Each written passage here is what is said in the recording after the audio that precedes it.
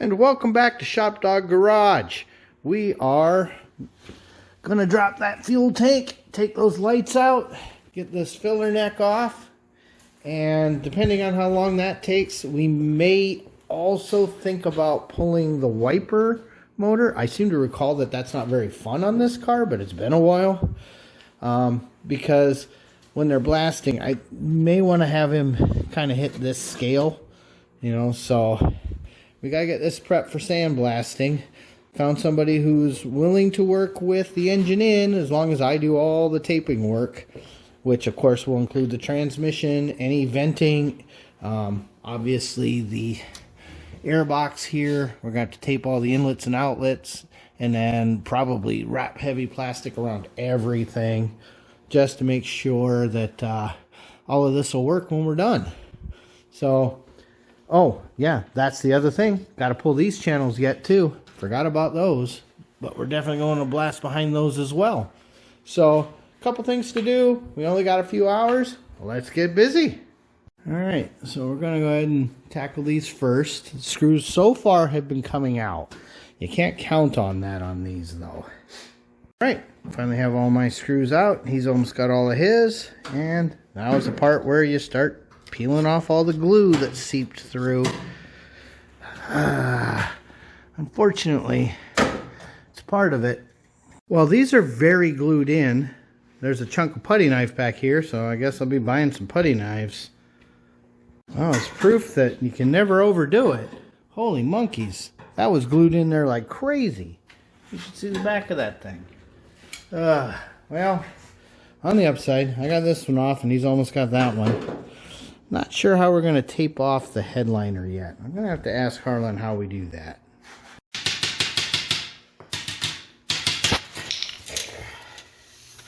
Nice and smooth? Yeah, smooth enough to go into storage.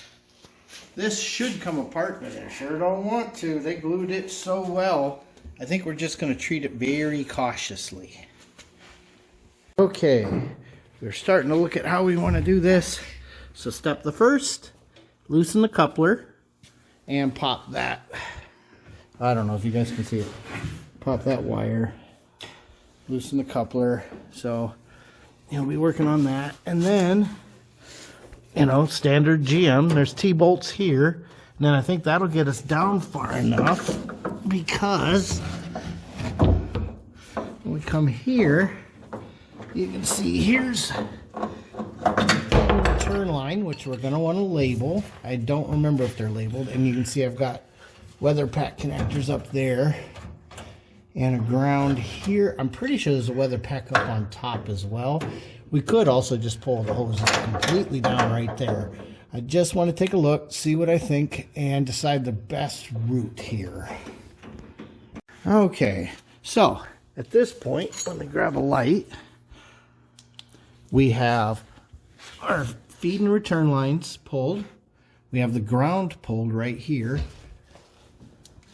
So they'll come down with the tank. The only other, in fact, there's the feed for the fuel pump.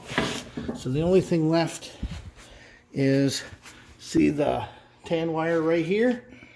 I gotta pop him back through like I said earlier, and then all of the wiring and everything will come down with the tank. I almost have all of those out. Got this all loose. So the fume boot is ready, and he's just doing the one with the cable stay. This was their solution to not dropping and losing your gas cap. So we do not, for the life of us, remember how much fuel there is in the car.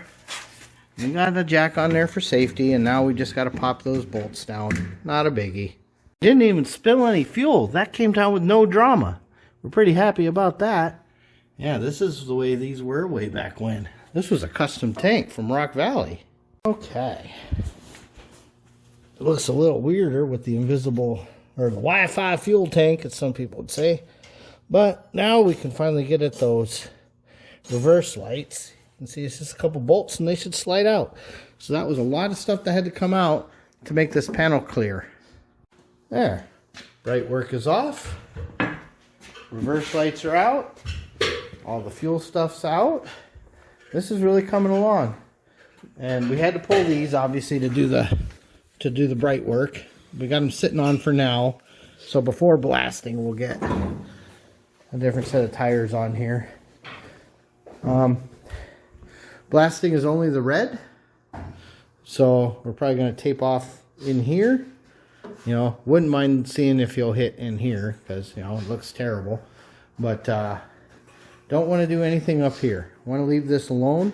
So before blasting, obviously, we're going to have to wrap and tape up the exhaust, wrap and tape up everything under here, wrap and tape up everything in here, and the transmission because there's a vent somewhere on it. There always has to be.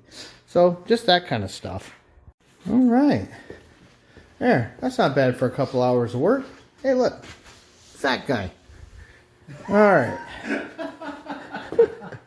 So, yeah, I think we got a plan going. There's still some more to do before blasting day, but this has really, really, really come a long way. We completely forgot how much hassle that was going to be. It doesn't look like it, but that black weather strip cement, that is real. That means it. So, car looks naked without the bright work on the wheel well, I'll tell you that. So, there. That tail panel, ready to be blasted.